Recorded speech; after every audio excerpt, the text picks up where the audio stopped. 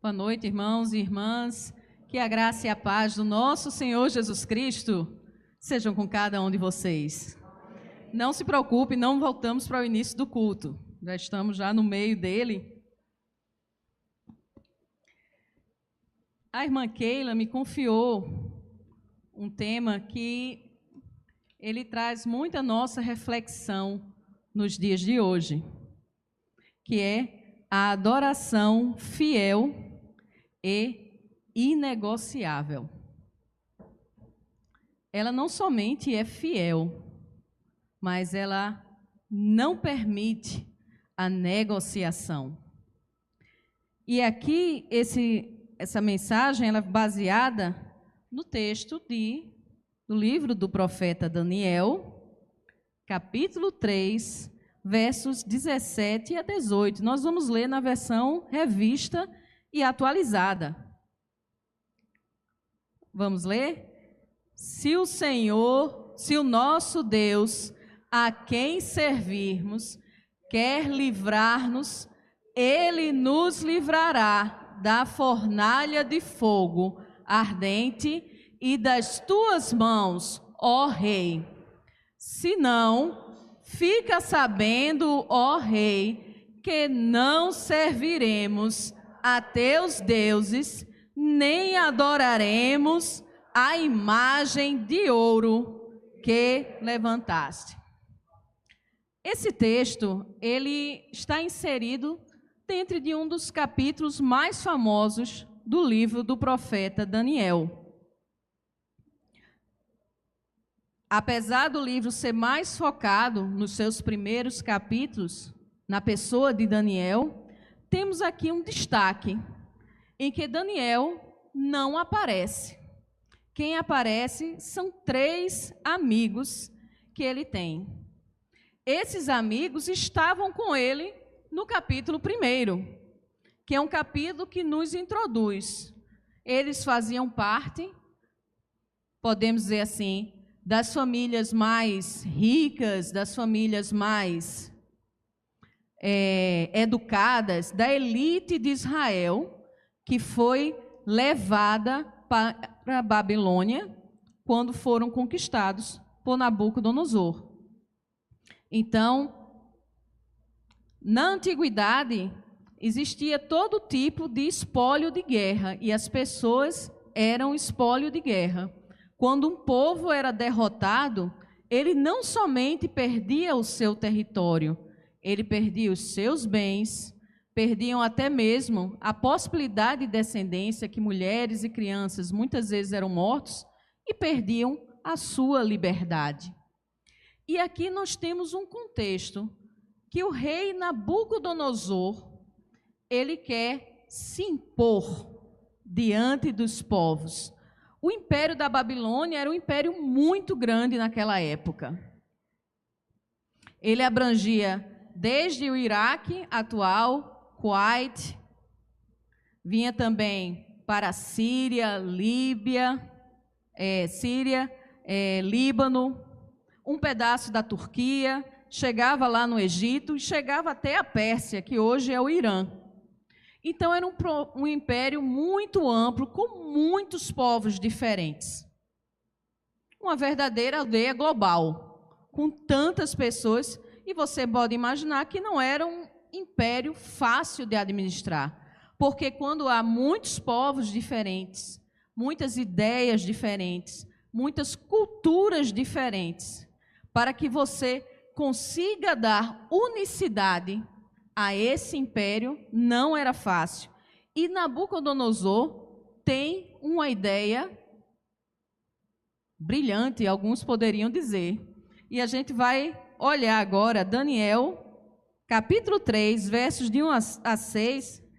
O rei Nabucodonosor fez uma imagem de ouro de 60 côvados de altura por 6 côvados de largura, e ergueu na planície de Dura, na província da Babilônia. Depois, convocou os sátrapas, os prefeitos, os governadores, os conselheiros, os tesoureiros, os juízes, os magistrados e todas as autoridades provinciais para assistirem à dedicação da imagem que mandara erguer. Assim, todos eles, sátrapas, prefeitos, governadores, conselheiros, tesoureiros, juízes, magistrados e todas as autoridades provinciais se reuniram para a dedicação da imagem que o rei Nabucodonosor mandara erguer e ficaram em pé diante dela. Então o arauto proclamou em alta voz: esta é a ordem que é dada a vocês, ó povos, nações e línguas. Quando ouvirem o som da trombeta, do pífaro, da cítara, da harpa, do saltério, da flauta dupla e de toda espécie de música, prostrem-se em terra e adorem a imagem de ouro que o rei Nabucodonosor ergueu. Quem não se prostrar em terra e não adorá-la será lançado imediatamente em uma fornalha em chamas. Então nós temos aqui um cenário. O rei Nabucodonosor, ele não somente construiu uma estátua, que pela descrição de 60 côvados de altura e uma base de 6 côvados, era um obelisco. Aquelas coisas, quem já foi à Argentina, lá em Buenos Aires, tem um obelisco branco bem grande, bem bonito.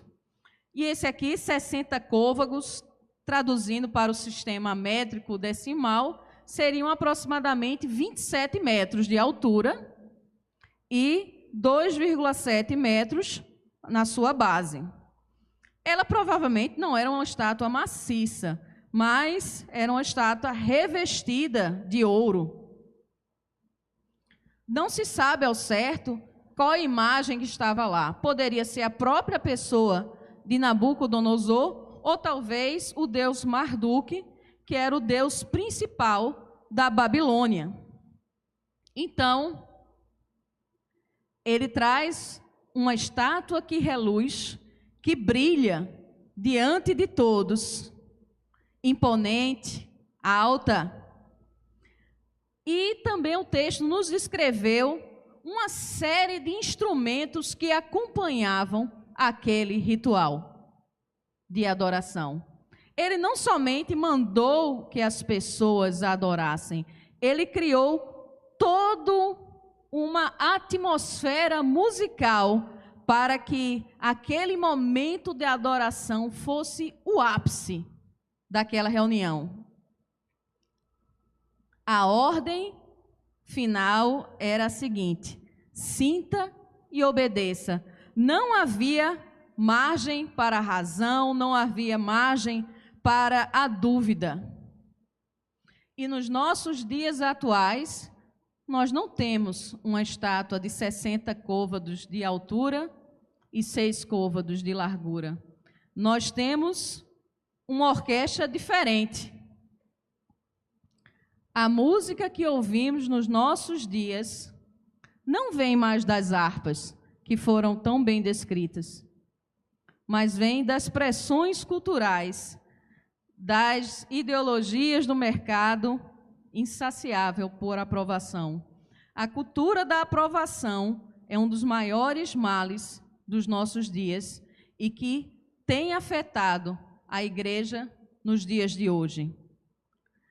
Quando a sociedade toca a música de sucesso, se diz curve-se. Quando a flauta do politicamente correto tocar, adapte-se. Quando a trombeta do lucro tocar, sujeite-se. Temos hoje uma orquestra diferente tocando e a música parece ser agradável a muitos. Mas ela é uma música totalmente desafinada. Quem só quer ouvir a melodia do Espírito Santo. A ameaça mudou de forma. Não é mais uma fornalha ardente. Se bem que, em muitos lugares do mundo, neste momento, cristãos estão sendo perseguidos e mortos, e a mídia silencia completamente. Pastores estão sendo presos na China.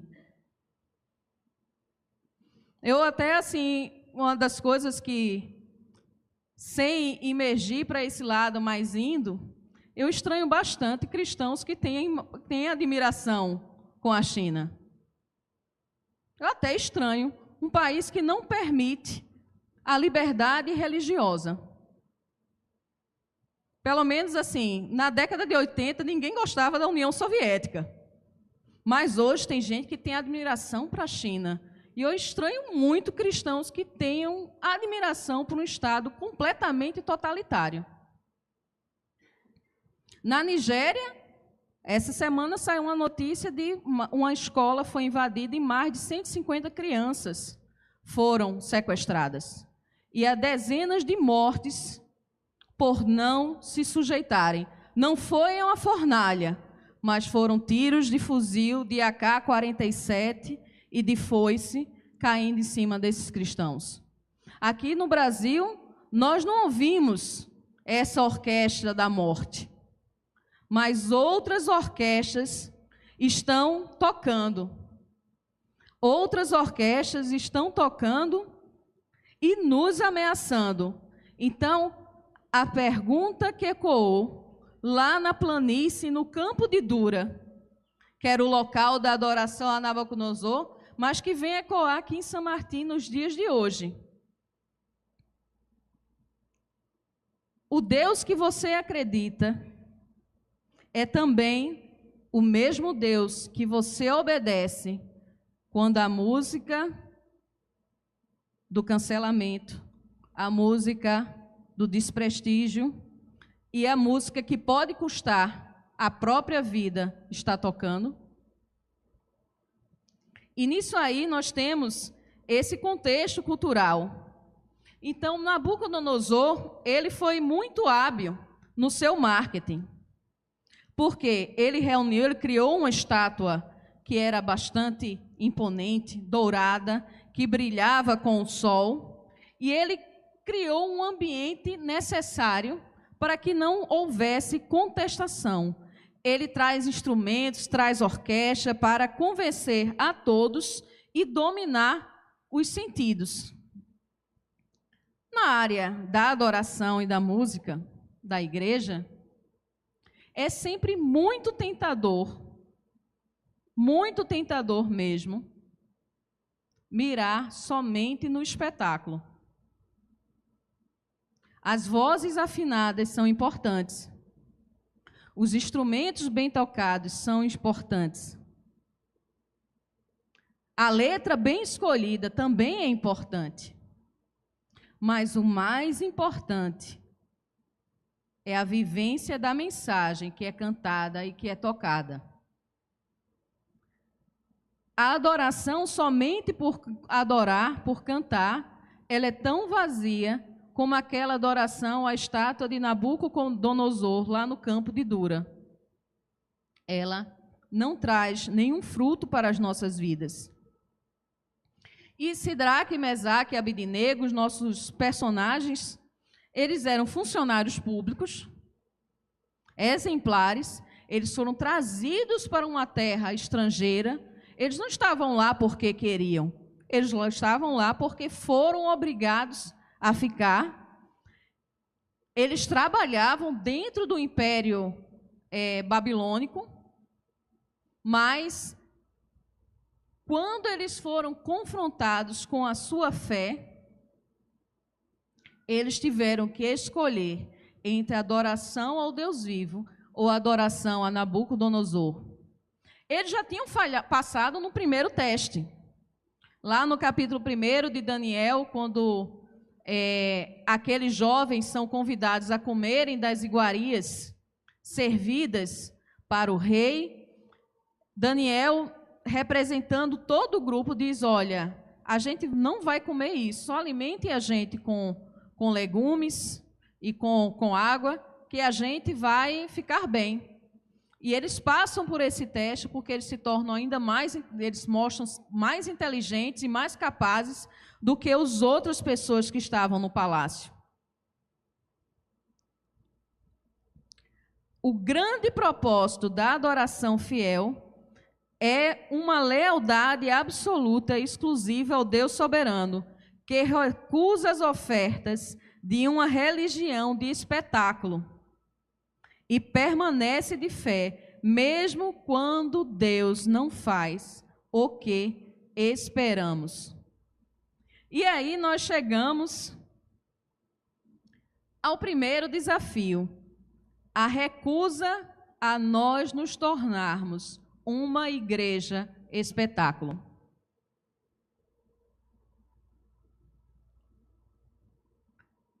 Nos dias de hoje, a palavra sucesso e felicidade são o mote. Todo mundo coloca: eu tenho um direito a ser feliz. O direito à felicidade é um direito universal.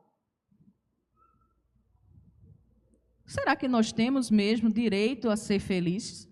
Claro que todos nós queremos ser felizes. Ninguém quer ser triste e viver chorando. Mas será que nós temos um direito à felicidade? E é nessa ideia de felicidade que surge a necessidade de sermos pragmáticos e termos aceitação. Nos dias atuais, muitas igrejas agem como Nabucodonosor. Criam um espetáculo para que todos se emocionem. Os cultos são voltados para a emoção. As multidões são chamadas e constroem as suas próprias estátuas. A mensagem é adaptada para não ofender. Tem igreja que não aponta para o pecado. E a gente tem que dizer que todos pecaram e destituídos estão da glória de Deus. Nós somos pecadores. E tem muita gente, muitas igrejas, que estão esquecendo de apontar o pecado. Porque o pecado é que revela a graça de Deus.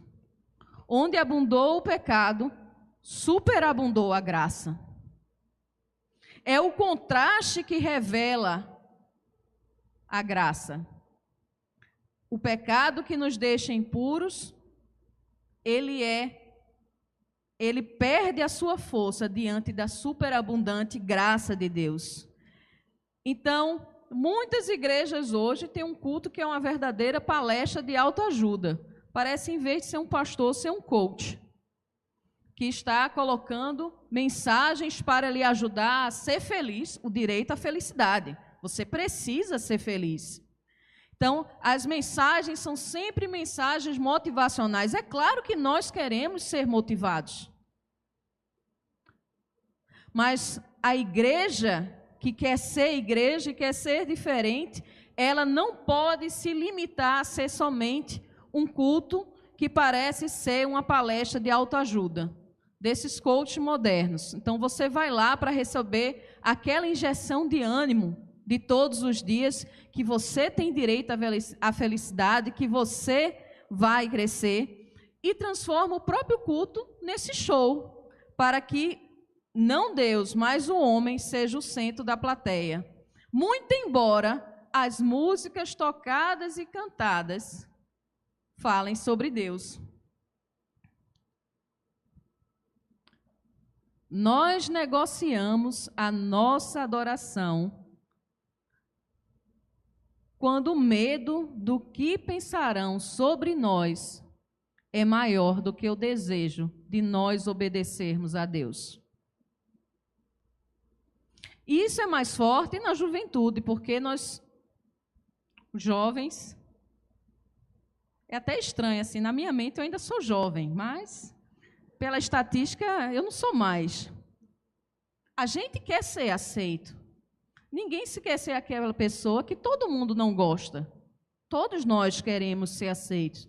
Mas até que ponto eu vou me vender pela minha aceitação?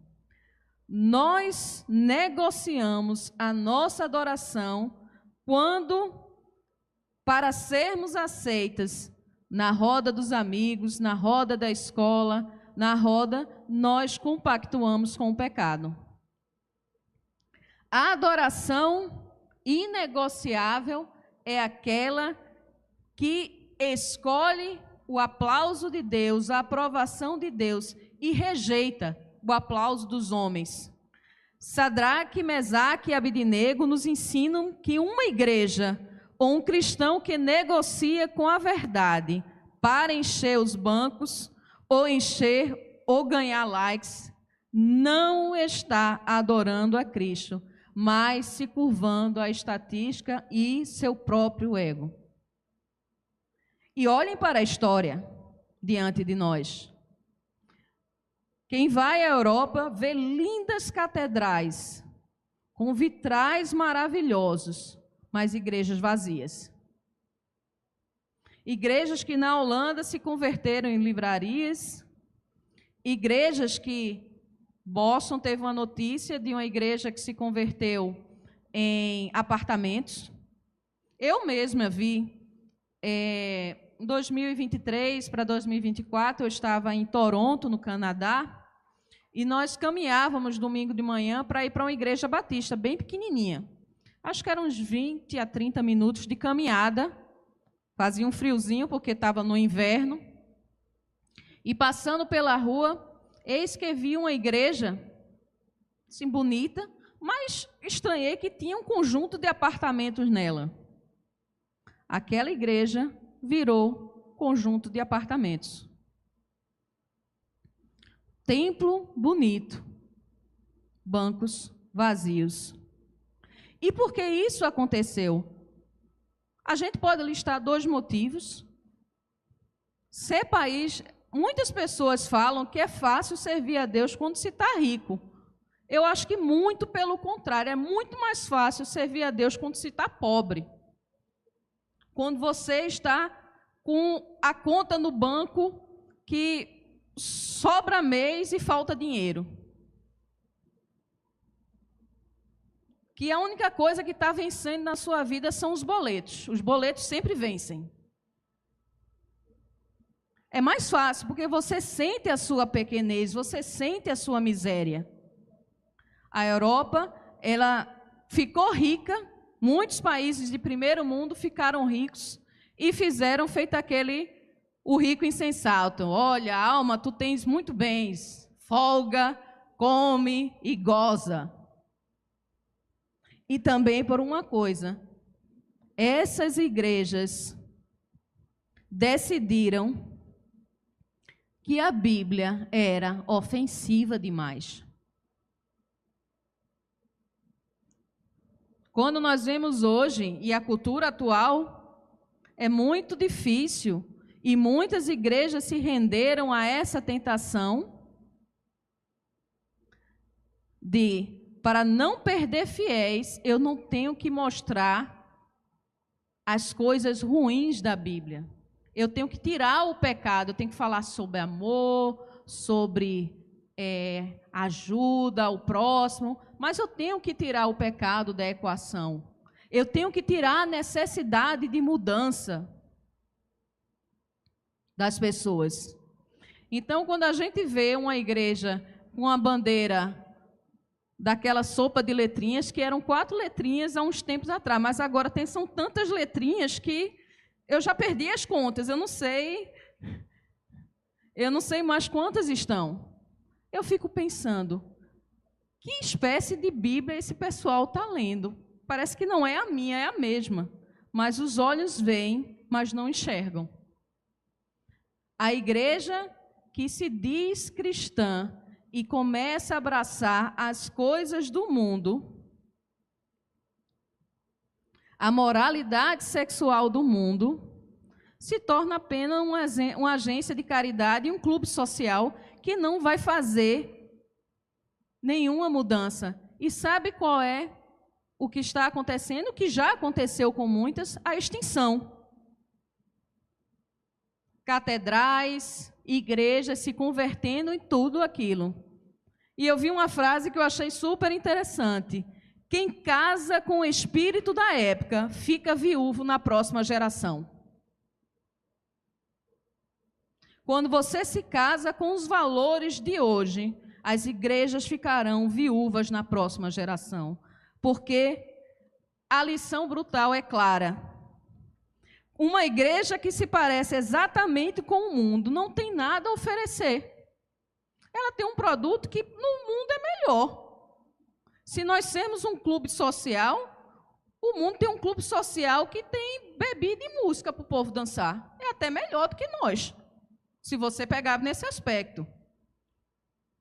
Se nós nos tornarmos um clube social, a gente perde a nossa relevância. A igreja que se abraça com o mundo, que se casa com o mundo, ficará viúva na próxima geração.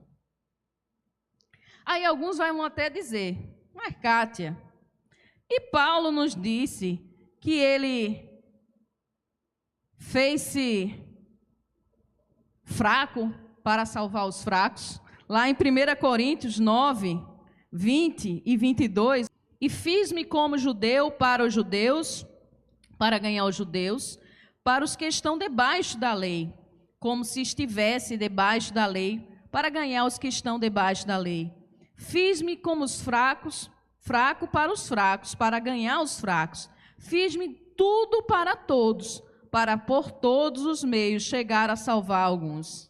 Nós temos que ter cuidado com essa grande armadilha.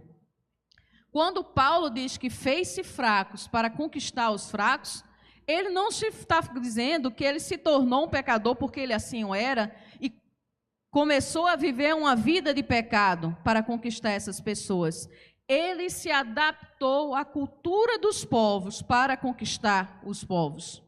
Então, quando Paulo chegava a uma cidade e tinha uma sinagoga, ele visitava a sinagoga e ia pregar na sinagoga quando o deixavam pregar. Se ele fosse convidado para comer numa casa de um judeu, ele não ia comer uma carne de porco, porque ele sabia que era ofensiva aos judeus.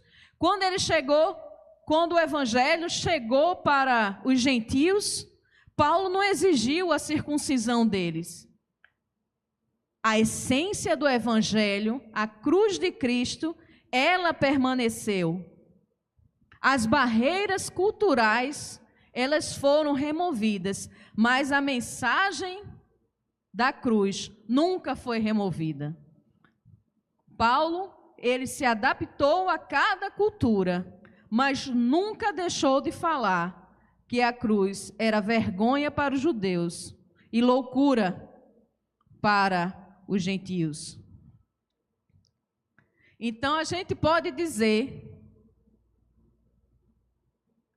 que Paulo poderia até mudar o prato do jantar, mas a essência do menu permanecia.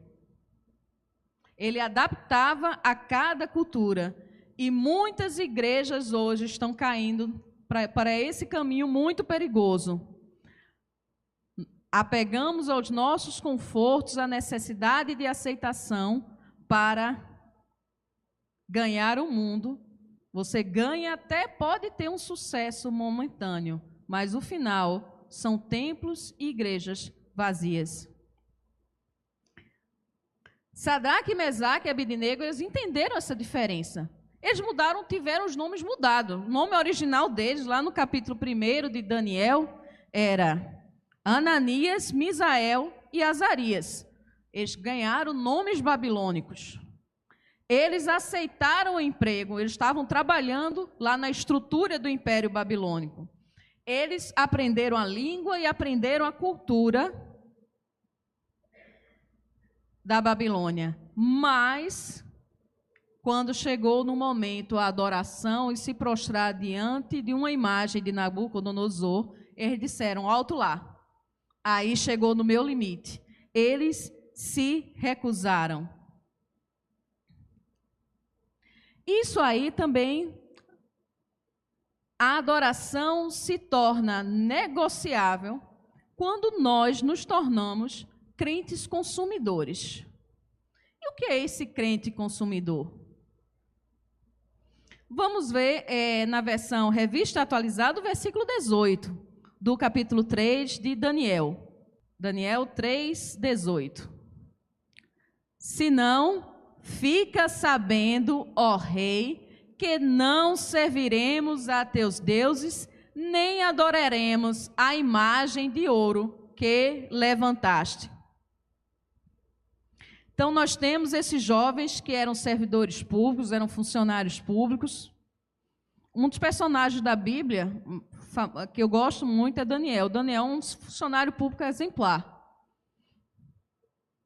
Quem é funcionário público tem que ser um funcionário público exemplar. Sidraque, Mesaque e Abednego eram funcionários públicos exemplares. Eles trabalhavam na máquina da administração, mas eram exemplo. Tão exemplo que eles causavam a inveja das pessoas que estavam ao seu redor. É aquela história, só recebe pedrada a árvore que dá fruto. Ninguém não atira pedra em árvore que só tem folha. Você nunca vai ver uma árvore que só tem folha receber uma pedra. Mas aquela que tem, vai ver uma mangueira que está cheia de fruto. O pessoal atirando pedra para tentar tirar os frutos mais altos. Então, nós temos a figura do crente consumidor, que é o sirva-me.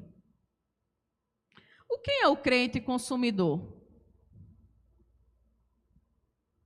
É aquele crente que não trabalha e só reclama. Frases famosas: essa igreja não me valoriza. Outra frase famosa: essa igreja não tem a minha visão. Mas um dos fenômenos que eu acho mais interessante é quando você ouve a notícia de uma pessoa que ela só ilustrava os bancos, mas quando mudou de igreja, transformou da água para o vinho. É o obreiro que está pau para toda a obra. E eu fico pensando, aquela pessoa aqui, ela não trabalhava porque não se sentia valorizada. E, ao mesmo tempo, quando muda de igreja, mudou da água para o vinho. Tem empresas que têm aquela plaquinha de funcionário do mês, aí virou funcionário do mês da igreja. Mas por que isso acontece? Porque a pessoa só quer trabalhar sob suas condições, e não as condições de Cristo. De você ser firme, constante, sempre abundante na obra do Senhor, sabendo que o vosso trabalho não é vão do Senhor.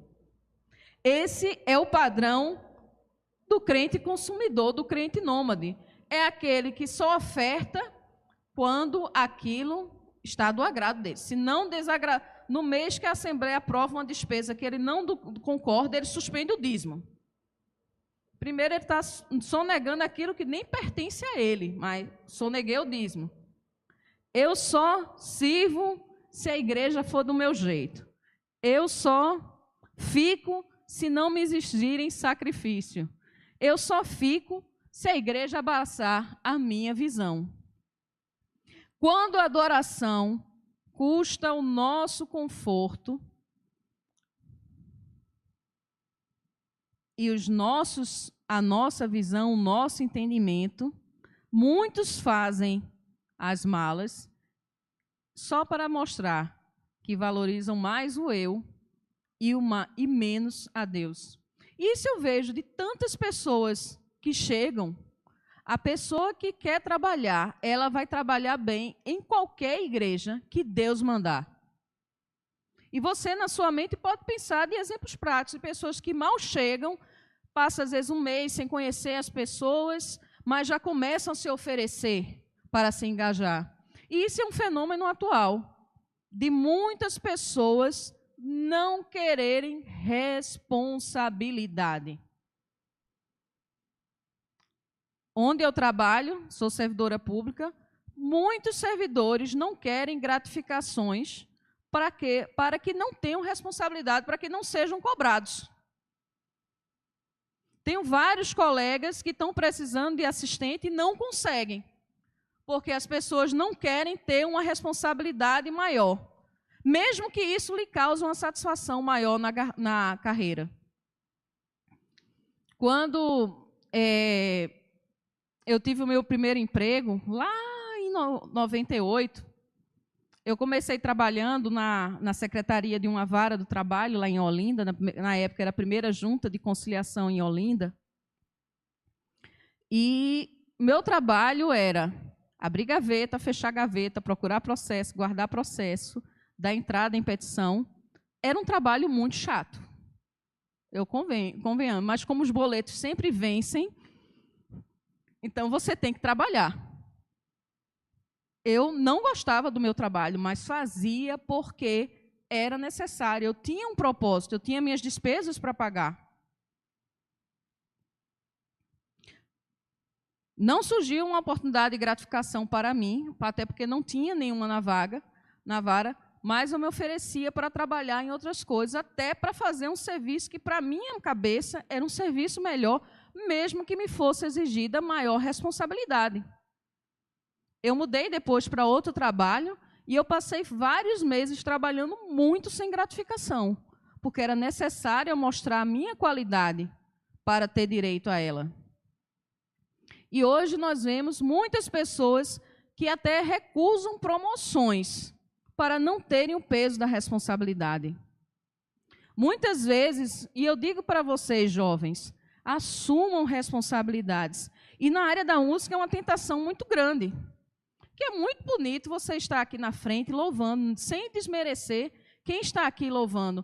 Uma das coisas que eu faço com muito prazer é estar cantando no coral. Eu gosto muito, é alguma coisa que é a minha satisfação pessoal. Eu gosto de estar cantando, é um momento que, para mim, eu morro de sono na hora do ensaio, mas eu gosto muito de estar ali. Tem dias que, quando você se arrasta de casa para ir para o ensaio, para tentar chegar na hora, mas é algo que, no final, quando eu estou lá, me dá enorme prazer. Mas há tantas áreas na igreja que não só precisam de pianistas, mas precisam de carregadores de piano. Áreas que não aparecem. Quantas pessoas querem trabalhar no patrimônio da igreja? Quantas pessoas se oferecem para trabalhar nas finanças da igreja? Quantas pessoas se oferecem para se organizar o acampamento da igreja? É tanto que, muitas vezes, nós ficamos com um vazio de lideranças. Porque as mesmas pessoas que organizam o acampamento, quando eu cheguei aqui em São Martim, em 88, são muitas vezes, a maior parte deles, são as mesmas pessoas que estão organizando acampamento nos dias de hoje. Eles eram jovens, bem mais jovens naquela época. Mas o tempo está passando para eles e você não está jovens, se ofereçam para trabalhar na igreja naquelas tarefas que muitas vezes as pessoas não querem. Porque é uma constante renovação que é necessária. Porque com a idade as pessoas não têm mais aquela garra de correr uma maratona. Então, as igrejas de hoje, o que será da igreja do futuro se os jovens não começarem a se engajar naquelas tarefas que ninguém quer? Aí eu quero estar no louvor, eu quero estar tocando minha guitarra, eu quero estar tocando meu violão. É importante isso, porque o louvor é algo importante no culto, e esse texto mostra muito isso. Como Nabucodonosor criou um cenário de emoção para que as pessoas sentissem não somente a obrigação, mas eu imagino que foi um ritual que levou com a música, com aquela coisa, aquele cenário que quando aquelas trombetas soaram, a harpa, o saltério, as pessoas, até quem não queria se ajoelhar, se ajoelhou. E eu posso dizer, a irmã Keila é uma pessoa bem inteligente, eu convivo com ela já há alguns anos, ela é bem sabidinha. E tenho certeza que se ela quiser, ela pode organizar um boletim para todo mundo aqui estar chorando no final do culto. Mas será que é esse engajamento que Deus quer? Deus quer não somente as nossas lágrimas. Deus não só quer somente 30 pessoas aqui na frente dizendo que vai ser um cristão melhor. Ele quer que no dia seguinte, na semana seguinte, você se ofereça para aqueles trabalhos que muita gente já está ficando cansado de fazê-los. E nós chegamos uma bênção muito importante. A bênção do testemunho poderoso. A fé condicional impressiona pouco, mas a fé que se mantém firme na fornalha abala reinos. Quando nós condicionamos a nossa fé, a nossa adoração aos meus preceitos, isso não vai impressionar ninguém. Ou vocês acham como o cristianismo cresceu ao longo dos anos?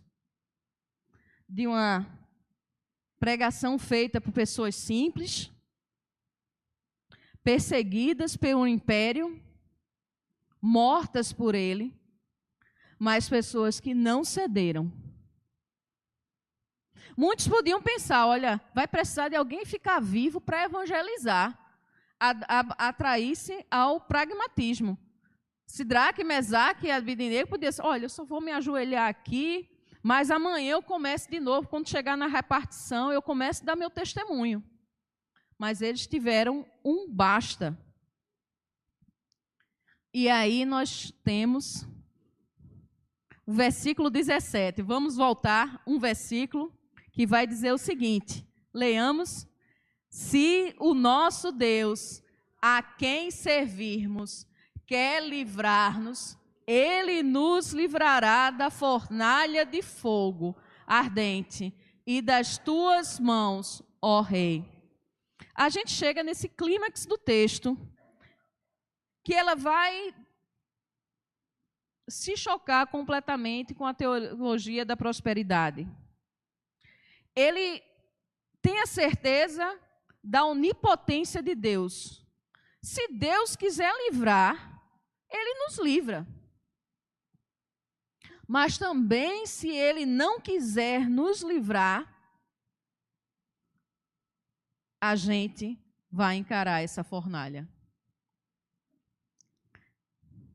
Tanta gente hoje negocia a sua adoração com Deus. Eu vou te servir se o Senhor salvar o meu casamento. Eu vou te servir se o Senhor me der um emprego. Eu vou te servir se eu tirar uma nota boa no Enem. Eu vou te servir se eu obtiver a cura para a minha doença. Tantas pessoas condicionam sua adoração a Deus a favores materiais ou até mesmo bênçãos espirituais. A certeza que nós temos dessa adoração inegociável, acima de tudo, ela nos dá algo muito precioso. Você tira a equação da ansiedade. A partir do momento que Sidraque, Mesaque e Abednego, eles disseram, olha, ó rei, se o Senhor nos livrar, Ele nos livrou. Mas também, se Ele não nos livrar, nós não vamos adorar a tua estátua. Ele tirou a mão da ansiedade, porque a ansiedade, a incerteza do resultado, é que nos deixa temerosos. Quando nós adoramos ao Senhor, independentemente das circunstâncias, nós temos aquela paz que excede a todo entendimento. Porque quer que eu consiga o meu emprego ou não, eu continuarei adorando a Deus na certeza que Ele está dirigindo a minha vida. Se eu não conseguir a cura para aquela doença que está me atormentando, eu posso dizer que para mim o viver é Cristo e o morrer é lucro. A fé inegociável quebra o cativeiro da ansiedade, porque a gente não vai depender das circunstâncias para sermos felizes, mas A nossa fé, ela nos sustentará quando o resultado é indiferente na caminhada. A gente passa a fruir essa paz que excede a todo entendimento. Nós temos essa certeza de que quando não negociamos com Deus, Ele nos sustenta. E sempre a gente tem que pensar algo. Não temos nada que a gente possa negociar com Deus. O meu emprego não interessa a Deus. O meu dízimo não interessa a Deus. Meu carro não interessa a Deus. A minha casa não interessa a Deus. A única coisa que interessa a Deus é a minha vida de adoração verdadeira, independentemente daquilo que Ele pode dar. Deus pode nos dar muitas coisas. E eu posso dizer a todos vocês que Deus ele tem me abençoado muito na minha vida. Não só por causa do cargo que eu possuo, ou das coisas que aparentemente para o mundo eu conquistei. Mas Ele tem me abençoado com uma vida de paz, de saber que Ele está à frente. Independentemente de você ter ou não ter. Eu era feliz, estudante e desempregada, e continuo sendo feliz com Jesus, tendo um emprego público, que não vai me enriquecer, mas graças a Deus Ele tem mantido o pão de cada dia na minha casa. Quando nós podemos reconhecer que Deus, Ele está conosco, se a doença vier, Ele é Deus. Se curado for, Ele é Deus. Então, independentemente das circunstâncias que nós temos, se nós reconhecermos a presença de Deus na nossa vida e não tentarmos fazer negócios com Ele, nós seremos verdadeiramente adoradores que não negociam. E já falei tanto nessa música, então nós vamos cantar aqui que minha fé não está firmada nas coisas que podes fazer.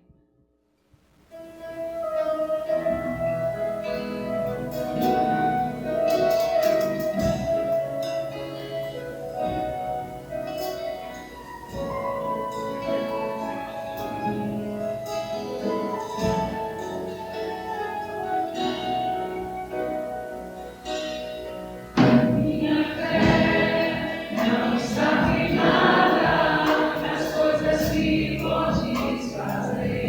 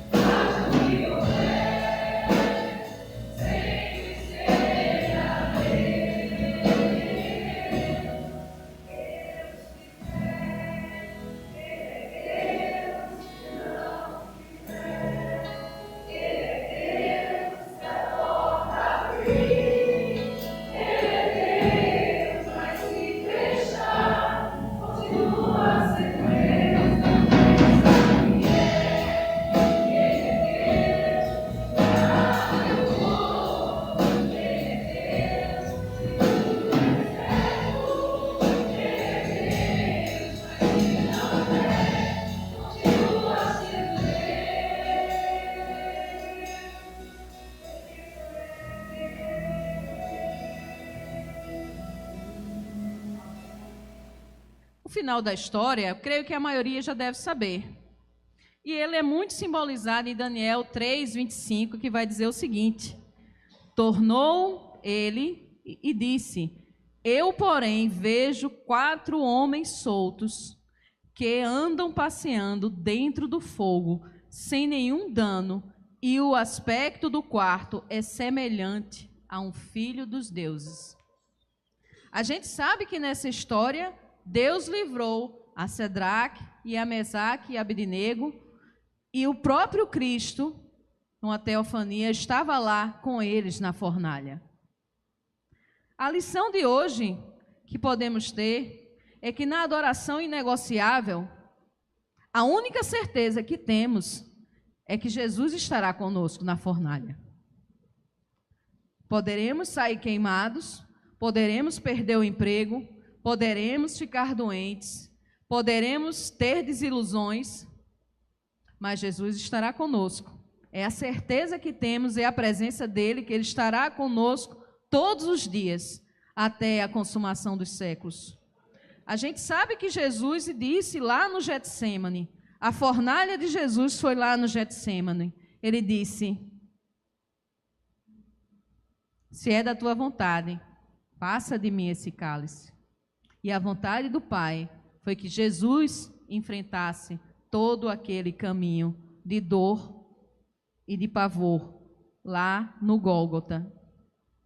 Nós, igreja de hoje, nós devemos ter a certeza que nós não podemos negociar com Deus, porque o que recebemos de Deus é a graça, é o favor imerecido de Jesus na cruz do Calvário. Nós não fazemos nada para que Deus pudesse nos salvar, mas Ele nos salvou porque Ele nos ama. Que nós, nas fornalhas da vida, quando formos desafiados pelo mundo moderno, possamos dizer: não, nós não nos sujeitaremos, que me cancelem, que eu perca, que a igreja fique de bancos vazios, mas que ela jamais abdique da mensagem do Evangelho, que quer salvar o pecador, que quer a transformação do pecador, que quer a transformação de vidas. Que possamos ser, lembrando da igreja de Cristo, que na antiguidade ela venceu o maior império pela sua resiliência e pela fidelidade. Aqueles primeiros cristãos, eles não conquistaram novos membros pela espada. Nós vemos, na história, nós vemos expansões que espalharam a religião. E o cristianismo, ele se espalhou pela resiliência e pela fidelidade daqueles primeiros cristãos. Então, que nós, Igreja Batista em São Martim, não nos curvemos. Quando a música tocar, não nos curvemos aos valores do mundo, mas sempre nos curvemos ao Senhor absoluto da terra. Que Ele nos abençoe.